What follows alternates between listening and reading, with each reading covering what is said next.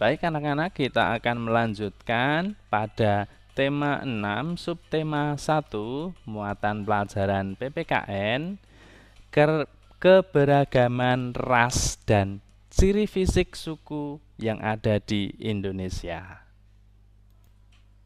Nah, suku-suku yang ada di Indonesia itu ada banyak sekali ya anak-anak. Bahkan setiap daerah itu hampir memiliki suku tersendiri. Contohnya kita yang ada di Jawa Tengah, Jawa Timur itu sebagian besar adalah suku Jawa. Nanti di sebelah barat itu ada suku Sunda dan sebagainya. Nah, keberagaman suku yang beraneka ragam di Indonesia itu juga menimbulkan keberagaman ras dan ciri fisik yang berbeda-beda.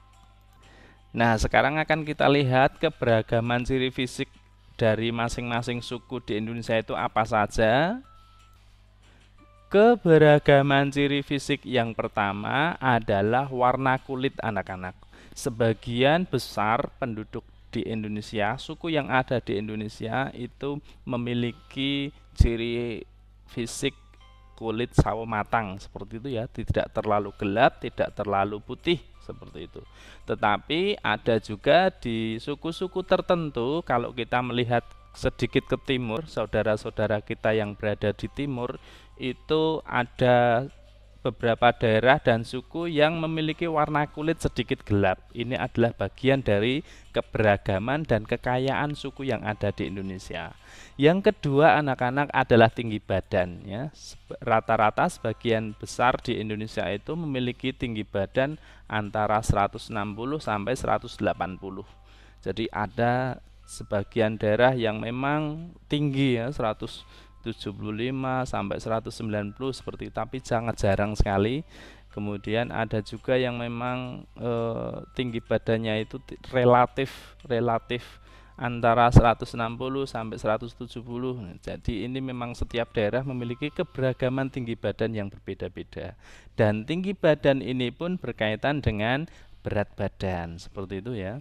Kemudian keberagaman yang keempat adalah jenis kelamin. Ini sudah jelas, setiap daerah pasti ada keberagaman jenis kelamin, laki-laki dan perempuan seperti itu. Yang kelima anak-anak adalah warna dan bentuk rambut. Ada yang warnanya itu hitam pekat seperti itu ya, ada yang sedikit coklat seperti itu. Kemudian bentuknya ada yang lurus, ada yang bergelombang, ada yang keriting seperti itu. Dan itulah keberagaman kekayaan suku yang ada di Indonesia.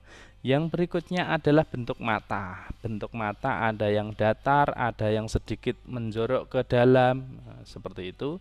Daun telinga juga ada yang lebar, ada yang sedang, seperti itu. Selanjutnya adalah struktur gigi, hidung, bibir, dan pipi. Ini area wajah di sini. Ada yang memiliki struktur gigi yang memang menjorok ke depan, ada yang rata, ada yang sedikit ke dalam. Ini adalah bagian dari keberagaman ciri fisik. Jadi bukan suatu kelainan, jadi bukan sesuatu yang harus menjadi bahan olok-olok, tak, karena memang menjadi bagian dari keberagaman fisik yang ada di Indonesia. Dan masih banyak yang lainnya anak-anak. Baik, akan kita lanjutkan ya. Selanjutnya adalah manfaat dari mengetahui keragaman ras dan ciri fisik suku yang ada di Indonesia. Manfaat yang pertama, agar dapat saling menghormati antara satu dengan yang lainnya. Yang kedua, lebih mengetahui segala perbedaan adanya keragaman.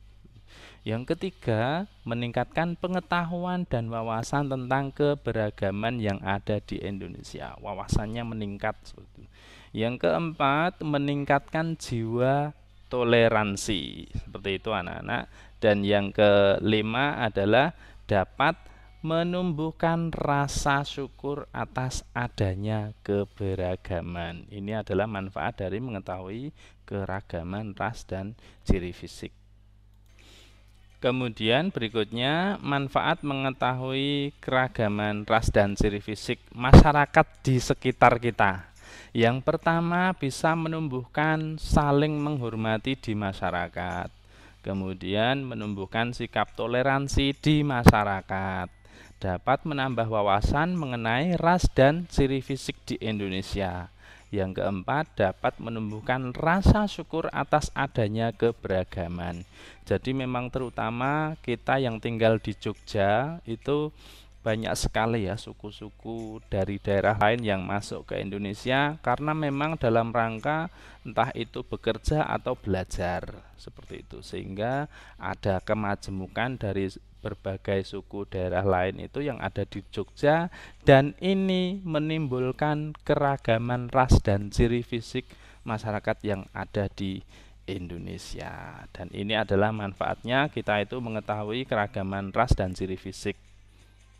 Nah, sekarang akan kita lanjutkan untuk tugas.